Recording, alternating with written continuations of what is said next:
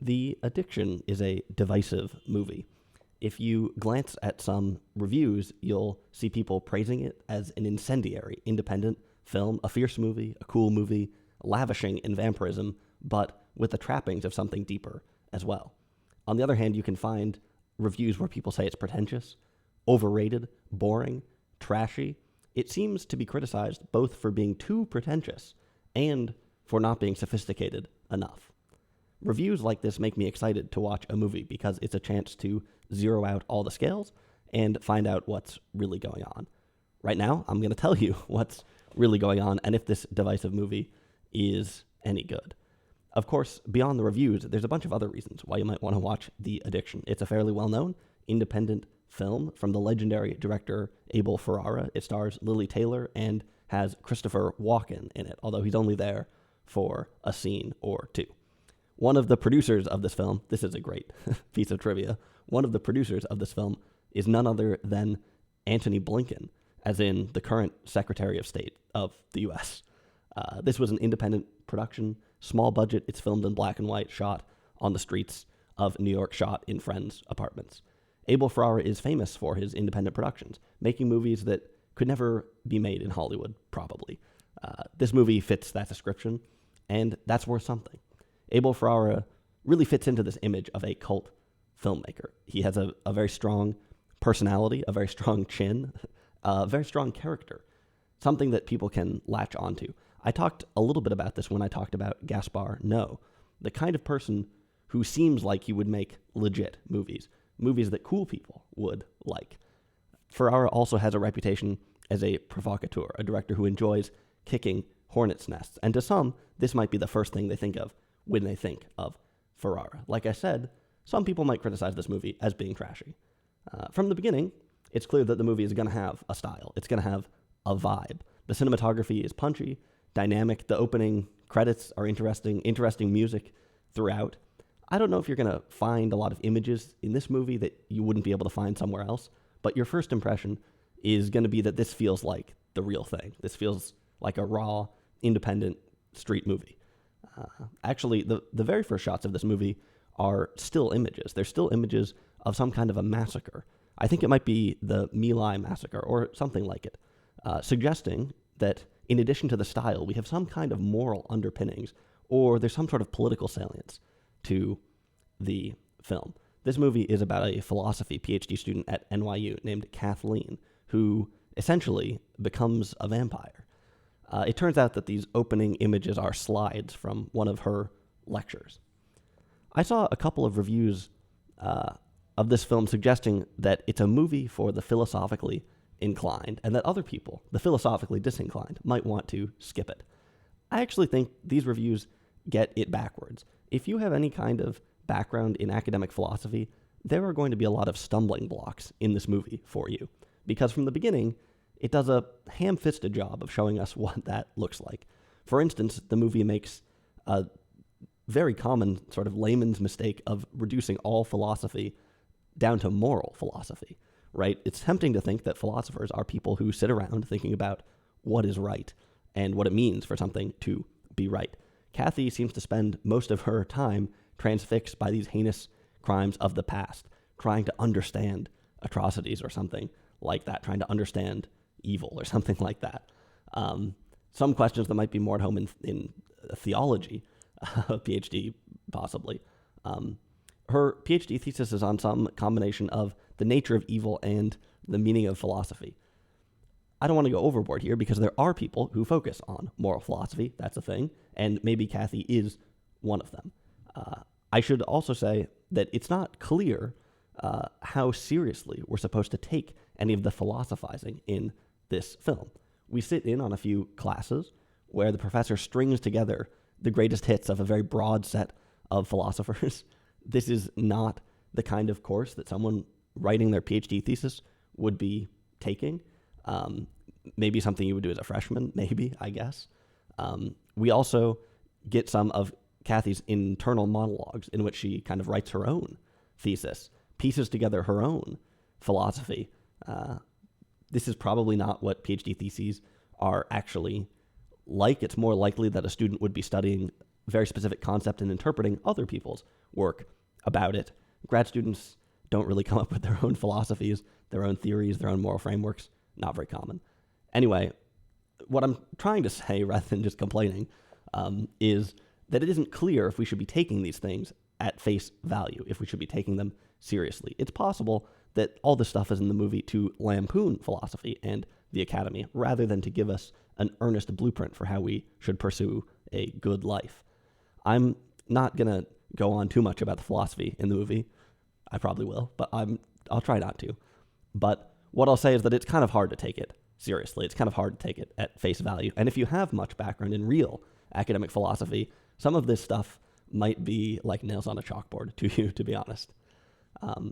Now, most of the stuff in this movie is larger than life and seedier than life. Ferrara's New York is an over-the-top place, an unhinged place where you can get bitten by a vampire, among other things. So should we expect to find nuanced academic work in this city and in this movie? Probably not. To me, that would kind of suggest that the more overt philosophical messaging in this film probably isn't to be taken too seriously. It seems more likely that the point is that philosophy does not work, or that the academy, that academics, the institution has lost the plot in some way, lost touch with something crucial. But to be honest, it's a little bit hard to tell where the overt philosophy, where this naive stuff ends, and where the film's more sincere ideas start, where Ferrara's more sincere ideas starts. It's not clear if there is much of a difference in there. Let's talk about what these overt philosophical ideas are, I guess. Most people really like to point out that this movie, The Addiction, is an allegory for drug addiction. To me, this is not really a philosophical idea, and honestly isn't that interesting. It's kind of in the title, The Addiction. Yeah, a movie about addiction. Okay. Ferrara himself has said that one of the purposes of this movie is to talk about drug addiction, so I don't want to sweep that under the rug. Ferrara was a heroin addict for more than a decade, although mainly after this movie was made. So this would have been a personal story for him. We'll come back to more of what Ferrara himself has said about the movie and if we should care. But drug addiction, is certainly a piece of the movie, and I don't want to minimize it, but like I said, this angle of the movie didn't interest me much. There's a lot of movies about drug addiction, and a lot of them are really driven by an empathetic bond between us and the character. In other words, most addiction movies are gut-wrenching and compelling movies that etch a downward spiral onto our retinas. This movie doesn't really do that. There might be something to the ideas of dependency and temptation as ideas that are kind of more general than chemical addiction, I think. But if we're talking about philosophy, by far the most overt philosophical idea in the movie is about the nature of evil. Like I said, we kick things off with the My Lai massacre, and this is just the first of a bunch of rather horrifying real images that we'll see throughout the film. Abel Ferrara would be the kind of guy to stick real images from concentration camps into the middle of a vampire film. Besides these images, by the way, the movie isn't anywhere near as graphic as I had expected it to be. There are a few needles here and there, but generally it's actually kind of tame.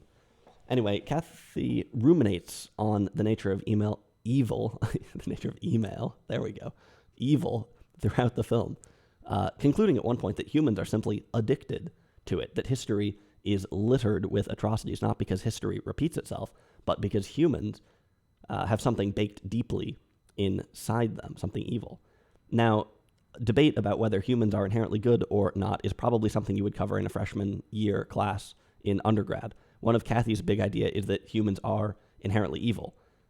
This is kind of based on nothing, and she changes her mind about it later. This movie kind of skates through a number of famously unanswered and maybe unanswerable questions. Now again, maybe this isn't supposed to be answering the questions, but it's a little hard to know. Some of the things, for instance, some of these internal monologues, they're shared through us through narration. Narration kind of has an authoritative feel to some extent. You might be tempted to think that the voice of the narrator represents the voice of the film or some perspective of the film. But like I said, some of her internal conclusions are a bit simplistic. So, like I said, a little hard to know where the philosophy starts and ends, which parts we're supposed to be taking seriously, a little unclear. Ultimately, we get a religious resolution to the film. I won't go into the details, but this is pretty facile, to be honest, and either it's all part of this one big farce about how people try to make sense of a scary modern city and world, or maybe the whole thing just is kind of sophomoric. Like I said, a little hard to tell. To this angle of the film, a story about evil is fine, but to me, not super inspiring. There is maybe something to comparing the dependence and temptation of a chemical addiction to more abstract conflicts between people, between people and their vices. I think it's also interesting to think about how some parts of our internal life can just be so extreme. There's some things in the world, in our thoughts, that are logical, moderate, but most things aren't like that, actually. And as much as we try to use our brains for rational thought, as much as that's what they're there for, you might think, we are constantly going through all kinds of battles under the skin that work in a totally different way. Anxiety, fear, and maybe addiction are these things that are just larger than life. Like I said, these wars we fight with ourself. And it's interesting. It's interesting to think about addiction in that term. I think that's the one place where, to me, there is some spark of insight in thinking about this as an allegory or whatever for drug addiction. But on the other hand, it's a little half-baked. I mean, why do humans do bad things? Because they're addicted to evil? Is that an explanation for the My Lai massacre, for the Holocaust? That Hitler was addicted to evil? That's a little far-fetched. A little weak, I think you would say. Maybe an addiction to power is somewhere in there, but addiction to evil, that's a bit shaky. Like I said, kind of an interesting question, why our internal lives can be so wild. Maybe it could be an addiction. And addiction, another thing is that addiction is strangely existential. And I think that idea is baked into the movie in a somewhat compelling way. But is addiction really the end of the story? I don't know. Is addiction a cause or a symptom of internal tumult? And I mean, what actually is addiction? Why does it happen? How did we end up with a word for it? How did we discover it as a concept? These, to me, are interesting philosophical questions that you might hope to find in the movie called The Addiction, that is supposed to have some sort of philosophical bend to it, but none of these are answered or really even addressed in the movie at all. Okay. I'm back to complaining again. I do think there is an interesting subplot in this movie, which is the story of a student, an intellectual's journey away from and also back towards institutions. In the very beginning of this movie, Kathy seems like a relatively committed student, but maybe in a way she's just kind of going through the motions of a student, hasn't yet found some sort of divine academic inspiration. Hasn't yet found a deep connection or passion or something like that. But then she's bitten by a vampire, I guess. The movie never really spells this out, but it seems like a safe assumption. And this vampire bite, to me, it reminded me of, I don't know, a freshman reading something that really changes their worldview. Now, as a vampire, Kathy is pretty cynical.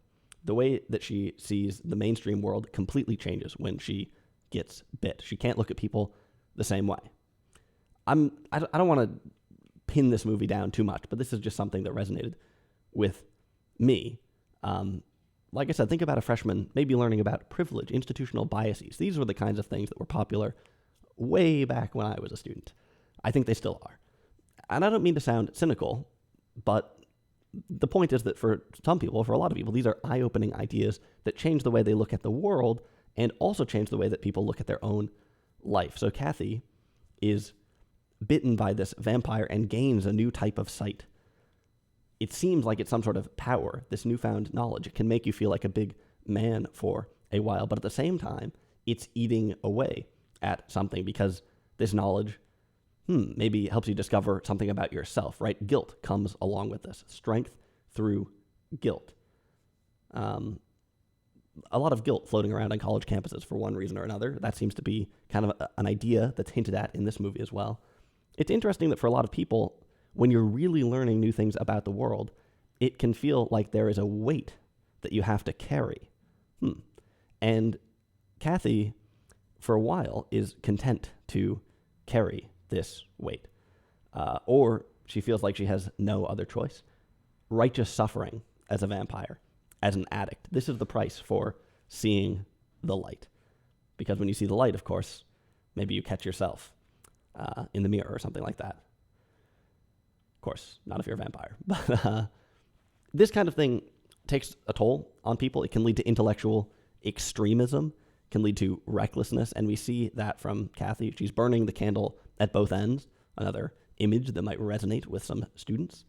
The turning point, there's at least one turning point when she meets Christopher Walken. I won't spoil this too much, but for one reason or another, he seems to have the intellectual high ground.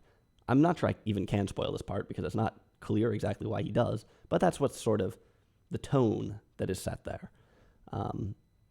This is another twist in your intellectual life. Meeting somebody who really seems to have all of your problems figured out, all of your problems solved. They are not problems for them. They're things they take for granted. And this might seem like it would be handy, but in fact, it's a crisis. It's a crisis to have all your problems resolved. Or to have somebody not worrying about them in the same way that you do. It seems like maybe these things aren't salient anymore. And that's sort of an existential problem because you structure so much of your own life and ideas through these conflicts or whatever. Okay. So, a bit of a problem, but on the other hand, it seems like it's a necessary event for Kathy to write her thesis. She needs this poke. Kathy's thesis contains the phrase, philosophy is propaganda.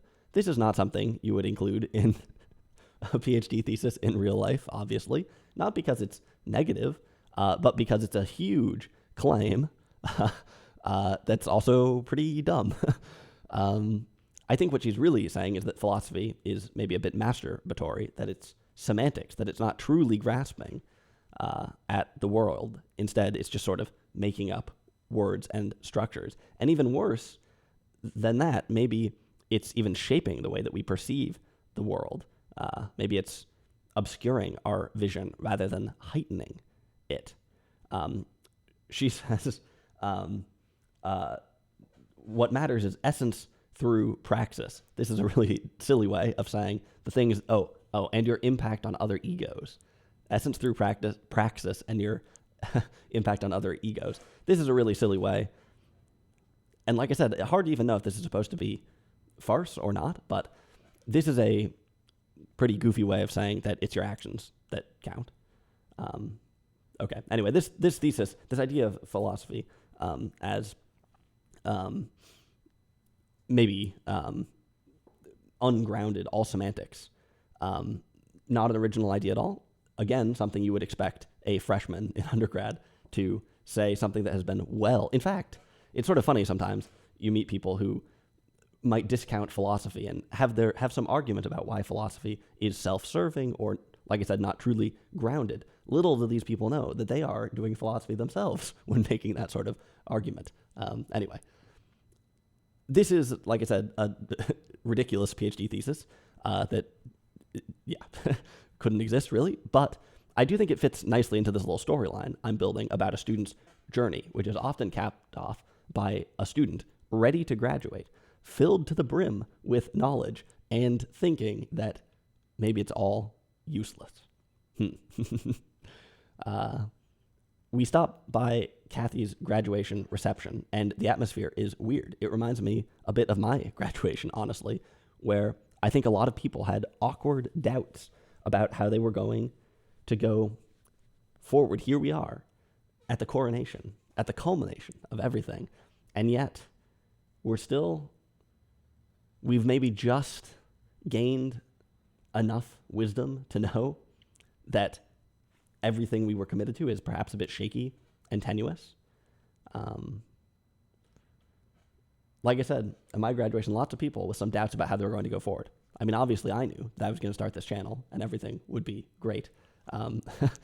But really, even I had thoughts of, is that all there is? And is this institution that I've spent so much time embracing really all it's cracked up to be? Like I said, you have again gained a sort of second sight.